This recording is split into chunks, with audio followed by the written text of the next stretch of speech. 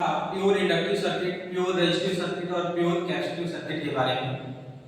आज हम लोग पढ़ेंगे कैपेसिटेंस और कैपेसिटर के बारे में। कैपेसिटेंस होता क्या है, किन बातों पर निर्भर करता है, कैपेसिटर क्या होता है, उसके बाद कैपेसिटर को किन किन क्रमों में जोड़ा जाता है। तो जो आपका कैपेसिटेंस है, कोई संधारित्र कितना आवेश एकत्रित करता है, कोई भी कैपेसिटर कितना चार्ज अपने पास स्टोर करता है, उसे ही हम लोग बोलते हैं कैपेसिटेंस, जिसका मात्रक फैराड होता है। दूसरे भाषा में कहें तो जो हमारा कैपेसिटेंस होता है वह वोल्टेज में होने वाले परिवर्तनों का विरोध करता है। वोल्टेज में होने वाले परिवर्तनों का वह विरोध करता है, उसे हम लोग कैपेसिटेंस कहते हैं। कैपेसिटेंस को कैपिटल सी से दर्शाते हैं, कैपेसिटेंस को कैपिटल सी से दर्शाते हैं और इसका मात्रक फैराड होता है। किसी भी समांतर प्लेट की जो संधारित्र की धारिता होती है वह निम्न बातों पर निर्भर करती है। पहला, संधारित्र की धारिता निर्भर करती है प्लेटों के क्षेत्रफल पर। अगर आप प्लेट का क्षेत्रफल बढ़ाएंगे तो उसकी धारिता बढ़ेगी, यदि घटाएंगे तो घटेगी। प्लेट की मोटाई पर C प्रोपोर्शनल 1/T, अगर आप उसकी मोटाई बढ़ाएंगे तो धारिता जो होगी वो घट जाएगी। उसके बाद प्लेटों की संख्या पर, उसके बाद अचालक नियतांक पर।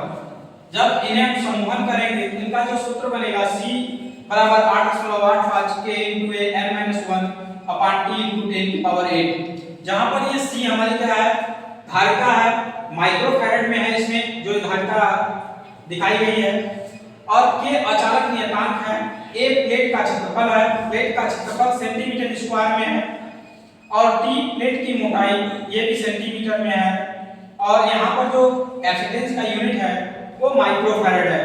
अब हम आगे देखेंगे कि कैपेसिटर क्या होता है, क्या है, और इसे इस प्रकार से जोड़ा जाता है। तो कैपेसिटर किसी अचालक पदार्थ से अलग की गई, किसी अचालक पदार्थ से अलग की गई दो चालक प्लेटों से बनी युक्ति है जो चार्ज को अपने पास स्टोर करती है। किसी अचालक पदार्थ से दो चालक प्लेटें, उनके बीच एक अचालक प्लेट से अलग की गई जो डिवाइस होती है, जो बनती है, उसे हम लोग बोलते हैं कैपेसिटर। कैपेसिटर को C बराबर Q/V, ये कैपेसिटेंस निकालने का सूत्र है, जहां पर C कैपेसिटेंस है, यह आपका फैराड में, Q आवेश कूलाम में, और V वोल्टेज वोल्ट में। इस सूत्र के द्वारा हम लोग कैपेसिटेंस निकालते हैं, और कितना स्टोर एनर्जी किया उसके लिए हम लोग सूत्र का प्रयोग करते हैं। E = 1/2 CV²। ये आपका है वैद्युतिक ऊर्जा, ये वैद्युतिक ऊर्जा होती है जूल में। C कैपेसिटेंस, ये आपका कैपेसिटेंस जो होगा वो फैराड में, और V आपका वोल्टेज वोल्ट में। V आपका वोल्टेज ये होता है आपका वोल्ट में। अब आगे हम लोग देखेंगे कि ये जो कैपेसिटर है इसका ग्रुपिंग कितने प्रकार से किया जाता है, इसको कितने प्रकार से जोड़ा जाता है। तो ग्रुपिंग ऑफ कैपेसिटर, तो ग्रुपिंग ऑफ कैपेसिटर में हम दो प्रकार देखेंगे। पहला श्रेणी क्रम बोलते हैं इसको, और दूसरा पैरेलल। इसको हम लोग बोलते हैं समांतर क्रम, इसको बोलते हैं हम लोग श्रेणी क्रम, और इसको हम लोग बोलते हैं समांतर क्रम। तो अभी इससे पहले हम लोग रेजिस्टेंस का सीरीज पैरेलल, इंडक्टर का सीरीज पैरेलल, अब हम लोग देखेंगे कैपेसिटर जो होता है, कैपेसिटर का ग्रुपिंग कैसे किया जाता है। कैपेसिटर को हम लोग श्रेणी क्रम में और समांतर क्रम में किस प्रकार से जोड़ते हैं, और इनका श्रेणी क्रम और समांतर क्रम क्या होता है।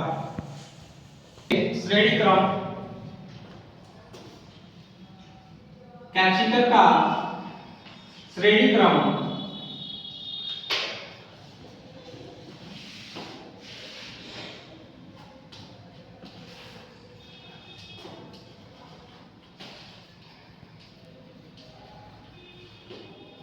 कैपेसिटर को जब हम लोग जैसे रेजिस्टेंस है सेम उसी प्रकार से ये आपका एक कैपेसिटर है C1, ये आपका एक कैपेसिटर है C2 और ये आपका एक कैपेसिटर है C3। या आपके तीन कैपेसिटर श्रेणी क्रम में जोड़े गए हैं, इन्हें सप्लाई वोल्टेज V दिया गया है। जो आपका C1 है कैपेसिटर, उसका जो विभवांतर है वो V1 है, V1 वोल्ट, और जो C2 है कैपेसिटर, उसका विभवांतर V2 वोल्ट, और जो C3 है उसका विभवांतर V3 वोल्ट। अब हमें यह पता होना चाहिए कि सीरीज में, श्रेणी क्रम में जो चार्ज होता है, आवेश होता है, वह समान होता है। देखेंगे हम, चूंकि श्रेणी क्रम में, सीरीज में या श्रेणी क्रम में चार्ज या आवेश समान होता है, प्रत्येक जगह समान होता है, तथा वोल्टेज अलग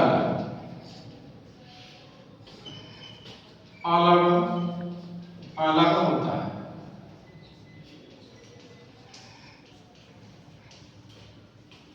जब वोल्टेज अलग अलग होता है तो V बराबर V1 plus V2 plus V3। अब एक सूत्र इससे पहले अभी हम लोगों ने देखा था कि C बराबर आपका होता है Q बाई V। तो अगर हम यहाँ से देखेंगे तो ये हो जाएगा CV बराबर Q, या अगर यहाँ से हम निकालेंगे V का मान तो Q बाई C हो जाएगा, V बराबर Q बाई C।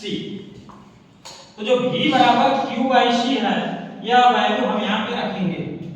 तो V1 बराबर क्या हो जाएगा, Q1 बटे C1, V2 बराबर क्या हो जाएगा, Q2 बटे C2, और V3 बराबर क्या हो जाएगा, Q3 बटे C3। चार्ज समान होता है, यहाँ भी लिखेंगे हम V बराबर Q बाई C। तो जब चार्ज इक्वल होता है, चार्ज समान होता है, तो सभी जगह Q Q ही रहेगा। अब यहाँ से ऊपर से Q कॉमन ले लीजिए। तो जब Q आप कॉमन लेंगे, यहाँ बचेगा 1/C1 plus 1/C2 plus 1/C3। अगर और ज्यादा कैपेसिटर जुड़े हुए हैं तो प्लस करके हम और ज्यादा कैपेसिटर को भी जोड़ सकते हैं, Cn तक जाएगा जितनी भी इनकी संख्या हो। यहाँ भी Q बाई C, Q से Q कट गया, मतलब 1/C equal to 1/C1 plus 1/C2 plus 1/C3 plus dash 1/Cn तक यह जाएगा। श्रेणी क्रम में कैपेसिटेंस निकालने का फार्मूला है 1/C1 equal to 1/C equal to 1/C1 plus 1/C2 plus 1/C3। इस प्रकार जितने भी कैपेसिटेंस और कैपेसिटर होंगे सारे को हम ऐड कर लेंगे। हमने क्या देखा कि जो रेजिस्टेंस का फार्मूला था उसमें हम लोग निकाल रहे थे तो R equal to R1 plus R2 plus R3 plus R4 था, लेकिन यहाँ जो फार्मूला आया वो उल्टा आया, 1/C equal to 1/C1 plus 1/C2 plus 1/C3। अब हम लोग आगे इसका जो अगला क्रम है समांतर क्रम पैरेलल, उसको हम लोग देखेंगे कि पैरेलल में हम लोग कैपेसिटर को कैसे जोड़ते हैं। कैपेसिटर को सीरीज में जोड़ा, अब हम लोग कैपेसिटर को पैरेलल में जोड़ेंगे। तो कैपेसिटर को पैरेलल में जोड़ते हैं, आपका एक कैपेसिटर C1, एक कैपेसिटर C2 और एक कैपेसिटर C3। जिस प्रकार से रेजिस्टेंस को जोड़ते हैं उसी प्रकार से जोड़ेंगे। यहां पे क्या होता है कि यहां पे आपका वोल्टेज जो होता है वह सेम होता है और जो आवेश होता है वो अलग अलग होता है। जो आपका वोल्टेज होगा पैरेलल में वह सेम होगा और आवेश अलग अलग होगा। अगर इसमें Q1 चार्ज जा रहा है, इसमें Q2 और इसमें Q3,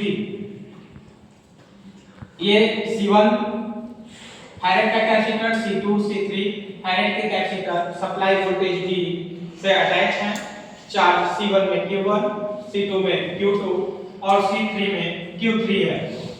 तो अब चार्ज यहाँ पे अलग अलग है, तो चार्ज अलग अलग है, तो Q is equal to Q1 plus Q2 और प्लस Q3। अगर आगे होगा तो आगे भी हम लोग लिखेंगे, अगर नहीं है तो कोई बात नहीं, हमने तीन ही कैपेसिटर जोड़ा है। तो इसमें क्या होता है, इसमें आपका चार्ज अलग अलग होता है। तो अब आप C बराबर होता है Q बाई V, तो Q बराबर यहाँ आएंगे C बराबर Q बाई V, तो Q बराबर हो जाएगा CV। तो Q बराबर CV यहाँ लिखेंगे CV।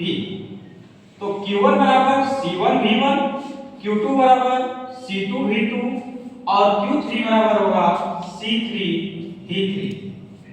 हमने अभी आपसे बताया कि इसमें वोल्टेज सेम होता है, तो ये आपका V वोल्ट ही होगा और C बराबर आपका Q बराबर CV यहाँ भी लिखेंगे।